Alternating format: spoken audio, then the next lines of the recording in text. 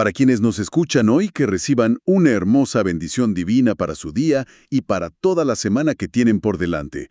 Bienvenidos a una nueva inmersión en nuestro programa. Hoy tenemos sobre la mesa un texto que, para muchos es increíblemente familiar, pero que esconde capas de profundidad impresionantes. Así es un gusto estar aquí y sumergirnos en este tema. Y nos vamos a sumergir en un análisis exhaustivo del capítulo 3 del libro del Génesis. Y para hacerlo, no nos quedaremos en la superficie. Nos apoyaremos en los comentarios y las ricas notas de estudio de dos fuentes fenomenales. Me refiero a la Biblia de Estudio Holman y la Biblia de Estudio NAA. Exacto, porque creo que el verdadero valor de nuestra exploración de hoy radica en no limitarnos a recontar una historia que la mayoría ya conoce casi de memoria. Nuestra misión es extraer esas, verdaderas pepitas de oro de conocimiento que el lector casual suele pasar por alto. Claro, esos detalles que se nos escapan. Totalmente. Vamos a sumergirnos en la lingüística hebrea original, a entender un poco el contexto del antiguo Medio Oriente y a desentrañar las profundas implicaciones psicológicas que estas Biblias de estudio revelan sobre la naturaleza humana. O sea, resulta fascinante cómo un texto tan antiguo funciona como un espejo increíblemente preciso de la psicología moderna. Fíjate que la promesa para la audiencia que nos acompaña en este análisis profundo es que descubrirán detalles que cambian por completo la forma de leer este relato. Pensemos en cosas como ¿por qué la serpiente eligió sus palabras con una precisión que resulta escalofriante? Ajá, o cómo un simple error al repetir una regla llevó a lo que hoy conocemos como la caída de la humanidad. Exactamente. Y para empezar a desglosar esto paso a paso, hay algo que salta a la vista de inmediato. Y es que el capítulo comienza con una introducción sumamente abrupta. La serpiente simplemente aparece en la narrativa, casi de la nada, sin mucha explicación sobre su origen. Las notas de la Biblia NAA mencionan que esto, crea un desafío literario enorme de buenas a primeras. Sí, es un recurso muy interesante. El texto maneja la ambigüedad de una manera magistral, lanzando al lector directamente a la acción. Pero si nos detenemos en el matiz lingüístico que aportan tanto la fuente Na como la Holman, encontramos un detalle crucial en la palabra hebrea original que se traduce como astuta. Que es la palabra arum, ¿verdad? Así es, arum. Hoy en día, cuando escuchamos que alguien es astuto, le damos una connotación moral negativa. Pensamos en alguien malicioso, tramposo o con, malas intenciones. Como un villano de película frotándose las manos. Exacto. Sin embargo, en su origen hebreo, el término simplemente indicaba una inteligencia superior o una prudencia extrema. No cargaba inherentemente con esa connotación de maldad de caricatura. O sea que estábamos ante una criatura dotada de una inteligencia profunda, no un simple villano obvio. Y luego está la palabra misma para serpiente. Las fuentes mencionan que el hebreo nachash es mucho más complejo de lo que solemos imaginar cuando pensamos en un simple reptil de jardín. Es un término con un uso amplísimo y muy complejo en el Antiguo Testamento. A veces, la raíz de nachash se asocia con prácticas de adivinación y en otros contextos literarios de la época se vincula con figuras como el Leviatán. El Leviatán, claro. Sí. Para quienes no estén familiarizados con el término, el Leviatán en la literatura antigua era un monstruo marino mitológico que representaba el caos primordial y la rebelión descontrolada. Así que el texto original insinúa una presencia mucho más imponente, caótica e inteligente detrás de esta figura en el jardín. ¡Wow! Sabiendo que estamos ante una inteligencia tan aguda, hay un detalle en la táctica de esta criatura que me dejó pensando muchísimo. La Biblia NAA señala una sutileza en el lenguaje que es, de verdad, un golpe maestro de manipulación psicológica. ¿Te refieres al cambio de nombre? Así es. La serpiente cambia deliberadamente la forma de referirse al Creador. Durante todo el capítulo anterior, el texto enfatiza el nombre pactual, Señor Dios, que en hebreo es JWH Elohim. Pero la serpiente omite el Señor, solo dice Dios. Es una omisión de una sola palabra. ¿Pero por qué las fuentes consideran que esto es tan destructivo? Bueno, porque altera por completo la naturaleza de la relación. Para explicarlo de una manera sencilla, imaginemos la diferencia entre un niño que llama a su padre por un apodo cariñoso y familiar y de repente empieza a llamarlo el funcionario a cargo o la figura de autoridad. Qué fuerte. Pasa de ser algo íntimo a algo totalmente institucional. Totalmente. Al quitar el nombre Señor, que es el nombre relacional y del pacto, la serpiente sutilmente pinta una imagen de un creador distante, frío y puramente autoritario. Borra la imagen de un Dios cercano y amoroso que caminaba en el jardín.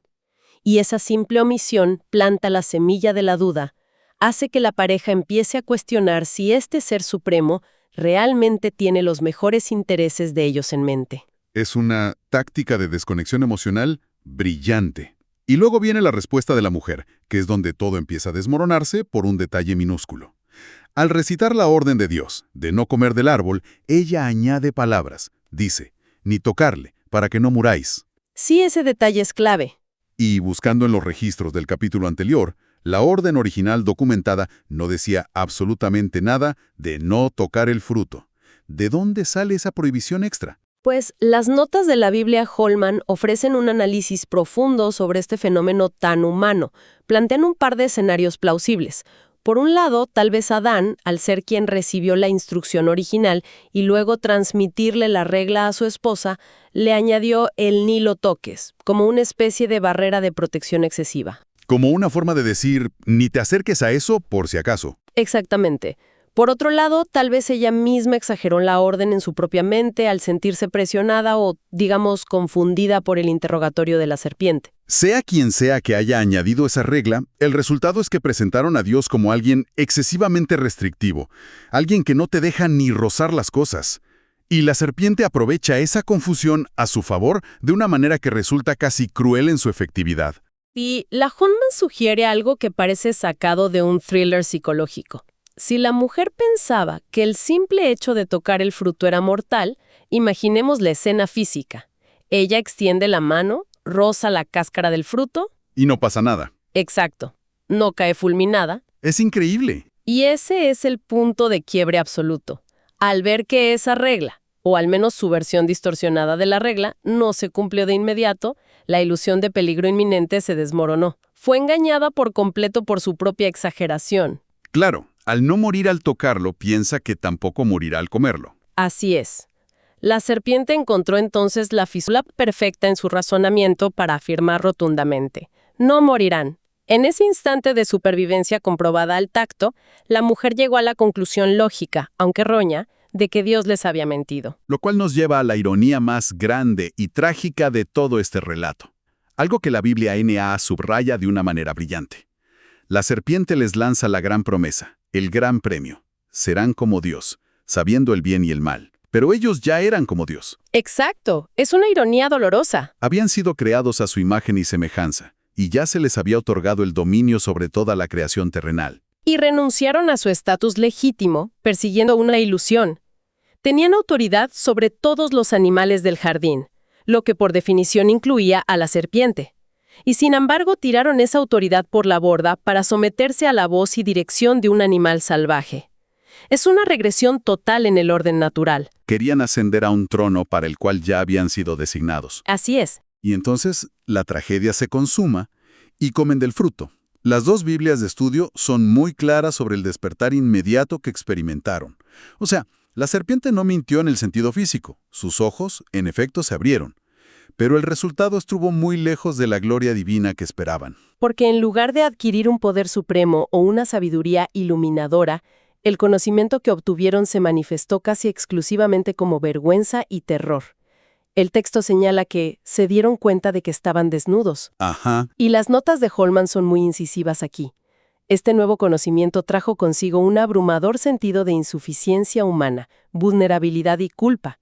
Aquella relación armoniosa y transparente con el Creador y entre ellos mismos se fracturó instantáneamente. Lo que los llevó al intento desesperado de coser hojas de higuera. Un intento francamente inútil para tratar de cubrir esa nueva vergüenza. El miedo, como concepto psicológico, acababa de entrar en la experiencia humana. Es una imagen tan visual. Dos personas escondidas detrás de la maleza, aferradas a unas hojas marchitas, escuchando los pasos de Dios en el jardín. Y aquí llegamos a la famosa escena del interrogatorio divino. Dios hace una pregunta que resuena a través de los milenios. ¿Dónde estás? Una pregunta poderosísima. Siempre me ha parecido fascinante cómo la fuente Holman aclara el propósito de esta pregunta. Porque a veces la gente asume que Dios estaba perdiendo en un juego de escondite por falta de conocimiento, pero ese no es el caso en absoluto, ¿cierto? Claro que no. Si partimos de la premisa de un Dios omnisciente, Él sabía perfectamente detrás de qué arbusto estaban temblando. La Biblia de Estudio Holman explica que esta pregunta es en realidad una iniciativa divina para buscar a la humanidad caída.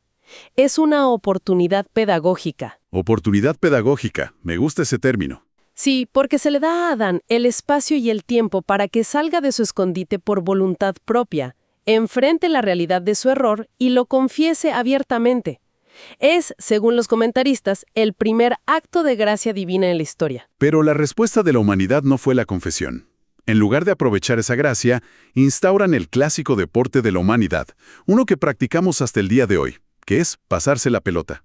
El juego de la culpa. Es casi cómico si no fuera el origen de tanta tragedia.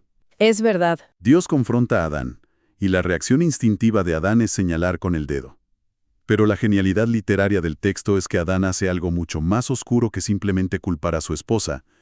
Él dice, la mujer que me diste. Es una maniobra de evasión impresionante. Sutilmente, está apuntando el dedo de regreso hacia el Creador. Está insinuando que si Dios no hubiera intervenido para poner a esa mujer específica en su vida, Él jamás habría fallado. Totalmente. Está evadiendo su responsabilidad. Evade su propia acción culpando a su entorno y a las provisiones divinas. Y la cadena no se detiene ahí. Cuando Dios se dirige a la mujer, ella aplica exactamente la misma táctica y señala a la serpiente. Nadie en este jardín está dispuesto a decir, fui yo, me equivoqué. Y sobre este punto de la responsabilidad, la Biblia NAA destaca un aspecto teológico que nos hace replantearnos la escena por completo. Cuando Dios inicia el interrogatorio, llama al hombre en singular. No los confronta a los dos como un conjunto abstracto. Le pregunta directamente a Adán. Si la mujer fue la que interactuó con la serpiente, ¿por qué la narrativa responsabiliza principalmente al hombre? Porque en la estructura teológica del relato, Adán funciona como el representante principal. Pero hay un agravante aún mayor que las notas subrayan. Adán comió de forma plenamente consciente. A diferencia de la mujer, él no fue engañado ni enredado en un debate filosófico con la serpiente. Claro, el texto hebreo especifica que él estaba ahí. Exacto, un detalle que a menudo pasamos por alto. Él estaba con ella durante toda la conversación. Permaneció en silencio, observando y luego participó. Fue un acto de rebelión consciente y pasiva a la vez. Esa nota de la Holman es escalofriante. Sugiere la posibilidad de que Adán, al estar ahí en silencio, casi la usara como conejillo de indias para ver si ella caía muerta primero al morder el fruto. Es un toque de humor bastante oscuro, pero revela a qué nivel el egoísmo y el instinto de autopreservación ya habían infectado su mente antes siquiera de dar su propio bocado. Totalmente. Y todo este desastre nos lleva inevitablemente a la sección de los juicios divinos. Y las fuentes nos advierten que no debemos leer esto solo como un castigo arbitrario, sino como el diagnóstico de una alteración profunda en el orden de toda la creación. Iniciar con el juicio a la serpiente es fundamental porque contiene lo que la teología cristiana histórica y nuestras fuentes denominan el protoevangelio, o el primer anuncio de buenas noticias. En medio de la catástrofe, Dios declara una enemistad perpetua entre la descendencia de la mujer y la de la serpiente. Ajá. Y prestando atención al idioma original, hay un contraste poético, pero absolutamente letal. La sentencia dice que la serpiente herirá el calcañar, o el talón, de la descendencia humana. Esto representa un daño doloroso, un ataque venenoso, pero en última instancia temporal y no definitivo. Mientras que el golpe de vuelta es devastador. Así es. La promesa es que la descendencia de la mujer herirá la cabeza de la serpiente. Un golpe en la cabeza indica una derrota total, el aplastamiento definitivo y fatal de esa fuente de caos. Lo que las Biblias de estudio resaltan es que apenas en el tercer capítulo del primer libro, en el clímax del desastre humano, el texto ya está trazando una línea directa hacia una resolución futura y victoriosa. Es un destello de luz enorme, Pero a medida que avanzamos, llegamos al juicio de la mujer. Y aquí es vital que analicemos el texto con muchísimo cuidado. Este es probablemente uno de los pasajes más malinterpretados de la historia. El juicio menciona la multiplicación de los dolores y luego lanza esta frase compleja: tu deseo será para tu marido y él se enseñoreará de ti. Basándonos estrictamente en el contexto lingüístico de las fuentes N.A. y Holman, ¿cómo debemos entender este deseo? Bueno, es imperativo despojar a esa palabra de nuestras suposiciones modernas. La palabra hebrea utilizada aquí es teshukah. No se refiere en absoluto a un anhelo romántico, afectuoso o íntimo hacia el esposo. Ok, La mejor manera de entenderlo, para mantenerlo simple, es mirar cómo el mismo autor usa esa palabra exacta un capítulo más adelante. En Génesis 4, Dios le advierte a Caín que el pecado está a su puerta y que su deseo, su teshukah, es dominarlo, pero que Caín debe gobernar sobre él. o sea que es una terminología de conquista. Exactamente. En ese contexto, el deseo de la mujer hacia el marido es un deseo de usurpación, un impulso instintivo por dominar, controlar y revertir la estructura de liderazgo que, según el texto, se había establecido en la creación. Es una lucha de poder. Es la ruptura total de la cooperación mutua. Y la respuesta a ese impulso de dominio es igualmente trágica, porque el texto indica que el hombre reaccionará dominando o enseñoreándose de ella. Pero aquí hay una aclaración de la Biblia de Estudio Holman, que tiene que quedar grabada en piedra. Este pasaje es puramente descriptivo. Fundamental esa distinción. Está describiendo las consecuencias naturales y devastadoras que el pecado y el egoísmo tendrían sobre el matrimonio y las relaciones humanas a lo largo de la historia. De ninguna manera es una prescripción divina. Dios no está ordenando ni justificando el abuso, la tiranía o la opresión. Está emitiendo el diagnóstico médico de un mundo relacionalmente enfermo. Una distinción crítica, en verdad. El texto nos informa cómo se verá la humanidad rota, no cómo debería comportarse. Y esa misma ruptura, esa misma fricción, se extiende más allá de las relaciones humanas y llega a la ecología misma durante el juicio al hombre. Claro, el trabajo. Dios pronuncia una maldición, pero una lectura atenta de la fuente NAA revela algo interesante. El trabajo en sí mismo no es maldecido. El ser humano ya tenía el mandato de cultivar y cuidar el jardín antes de que todo se viniera abajo. El trabajo era parte del paraíso. Lo que se maldice es la tierra, el suelo mismo. La tierra producirá espinos y cardos.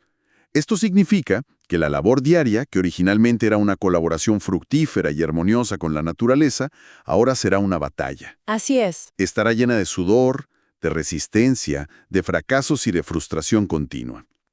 Cualquiera que haya sentido que su esfuerzo profesional es una lucha constante contra la corriente, está experimentando el eco de esos espinos y cardos. Y por supuesto, este juicio culmina en la consecuencia más severa de la rebelión. Polvo eres y al polvo volverás. La mortalidad física entra en escena. La muerte se establece como el límite final de la desobediencia humana. Sin embargo, justo cuando parece que la narrativa se hunde en la oscuridad absoluta de espinos, sudor y tumbas, el texto da un giro inesperado que las fuentes nos invitan a apreciar. Inmediatamente después de escuchar su propia sentencia de muerte, Adán toma la palabra. ¿Y qué hace? Le pone un nombre a su esposa, la llama Eva. Un detalle que fácilmente pasaría desapercibido. Pero la Biblia NA nos ilumina sobre el peso de esta acción. En hebreo, Eva significa dadora de vida o madre de todos los vivientes. En el instante mismo en que la muerte se ha convertido en una certeza ineludible, Adán no escoge un nombre relacionado con la fatalidad, la tristeza o el final, elige un nombre que rebosa vitalidad. La fuente subraya que esta no es la acción de un hombre consumido por la desesperación, sino un profundo acto de fe. Es un hombre aferrándose a la promesa del protoevangelio. Confía en que la humanidad continuará y que de ella vendrá la solución. Y a este acto de fe humana le responde un acto de provisión divina insuperable. El texto narra que Dios hizo túnicas de pieles para vestirlos. ¿Qué contraste tan marcado? Sí, recordemos el contraste. Horas antes, la pareja había intentado cubrir su propia vergüenza, su culpa, con hojas de higuera. Un esfuerzo netamente humano, frágil que se marchita al sol. Dios descarta esa cobertura insuficiente y la reemplaza. Pero la Biblia Holman profundiza en las implicaciones teológicas de usar pieles. Claro, porque para poder vestir a la pareja con pieles, un animal irremediablemente tuvo que perder la vida en el jardín.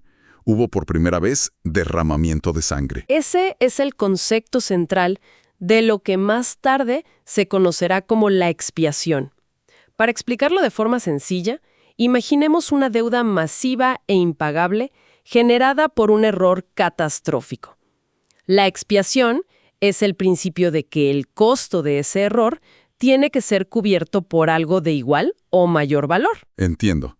La rebelión trajo la muerte. Por lo tanto, la vida de un ser inocente tuvo que ser entregada como sustituto para cubrir de manera efectiva la culpa de los responsables. Es un anticipo visual fortísimo de todo el sistema de sacrificios que atravesará el resto de la literatura bíblica.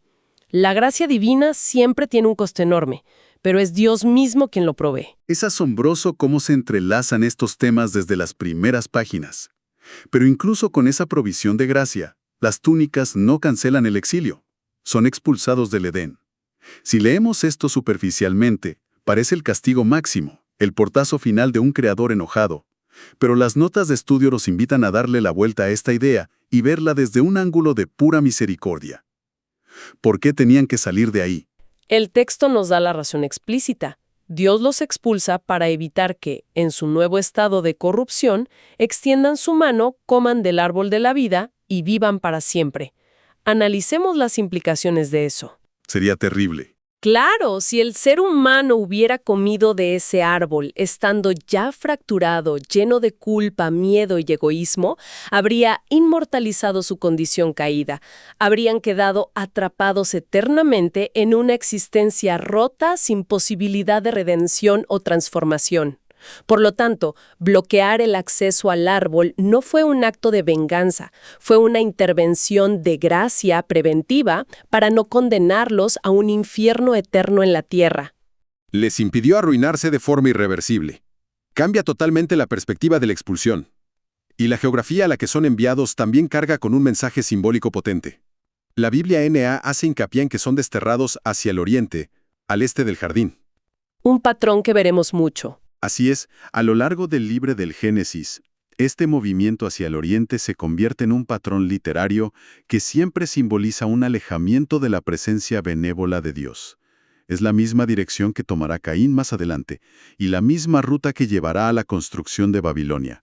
Y para asegurar que el exilio se mantenga, el texto introduce a los querubines, Que representan la ironía final con la que cierra el capítulo.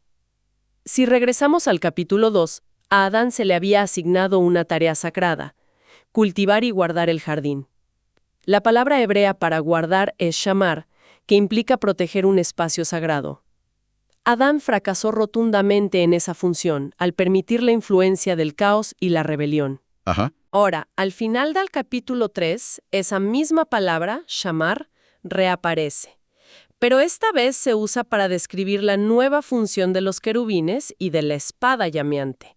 Ellos están allí para guardar el camino al árbol de la vida. Asumen el rol sacerdotal y de vigilancia que la humanidad fue incapaz de sostener. ¿Qué recorrido tan inmenso hemos hecho a través de estos versículos?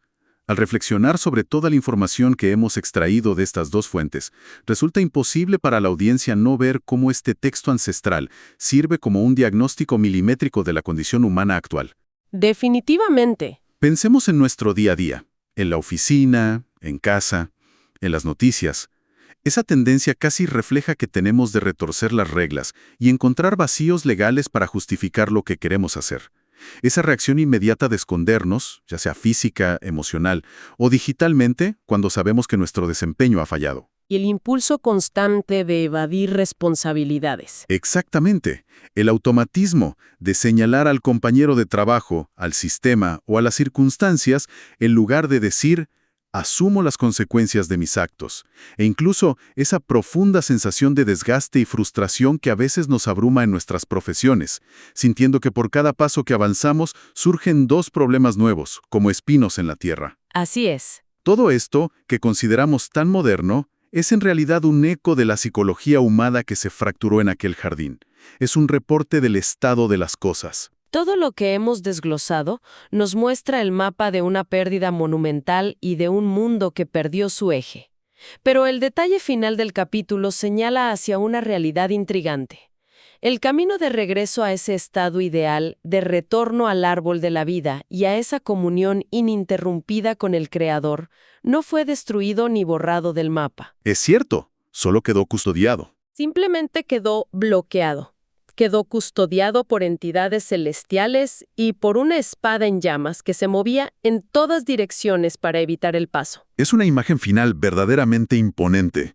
Y queremos dejar a quienes nos escuchan con este pensamiento provocativo. Un rompecabezas para que exploren por su cuenta a partir de esta lectura. Si la humanidad, reconociendo su estado de exilio, quisiera alguna vez regresar a ese paraíso original, si anhelara tener acceso de nuevo a la vida eterna y a esa presencia divina sin barreras ni vergüenza, alguien tendría que estar dispuesto a atravesar el filo ardiente de esa espada. Es una pregunta muy fuerte. ¿Qué clase de ser sería capaz de hacer algo así? ¿Quién podría pagar ese precio, asumiendo el golpe de la justicia divina, para volver a abrir el camino? Es una pregunta diseñada para meditar profundamente mientras cerramos esta exploración. Ese es, sin lugar a dudas, el gran enigma que el resto de los textos antiguos buscará responder a partir de este punto. Ha sido un análisis fascinante, y para concluir nuestra inmersión profunda de hoy, queremos despedirnos deseando que Dios bendiga a todos los oyentes. Hasta la próxima.